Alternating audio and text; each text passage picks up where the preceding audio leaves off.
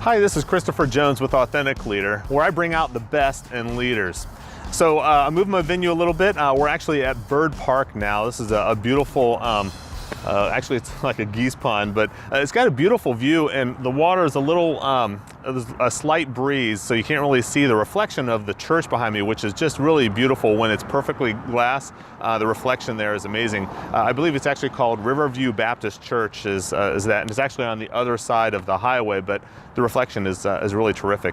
Anyway, so we're talking about assessing an employee's skill and will, and we've been talking about a whole bunch of really foundational information up until this point, but now we're really getting to the point where we are assessing the skill and will of an employee to do a task. Now I want to encourage you to go to my website, because on my website I will have a free download for you to download. It actually will, it's a PDF that will be a chart that will walk you through actually plotting your employees on the skill and will matrix. You can go to ChristopherRJones.com/download 417.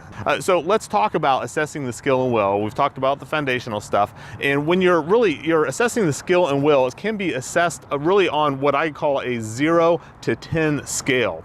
So in other words, when we're assessing someone's skill, you want to talk about skill specifically first, okay? So you take an individual employee and an individual task, and you just simply assess the skill of that employee to do that task. So a score of a 0 for an employee to perform a task would be where the skill to perform that task is really foreign to the employee. They really have no idea, they've never even experienced that task whatsoever. So rarely are employees at a 0. Or a 10 would be where they have a complete mastery of the skill to perform that task. They are really the resident expert on performing that task. Now, when we're talking about assessing will, now again, this is still an individual employee and an individual task. So now look at will specifically. So a 0 would be an assessment where the will to perform the task it may be completely unknown to you, or it simply does not exist at all. And typically you know at least some level of will. So again, 0 is many times very uncommon. And a 10 would be they have complete motivation to perform that task. They are so excited. They cannot be more excited and really look forward to doing the task. Their will basically is no question. It's at the very top. So that would be a 10. So the process for doing this, make a list of the employees that work for you. And with that, determine the specific tasks and assess those tasks for each employee really one at a time. First, assess their skill to do that task by assigning a number from either 0 or 10, like we just talked about, for each task, and then assess their will by assigning a number of either 0 or 10 for each one of those tasks.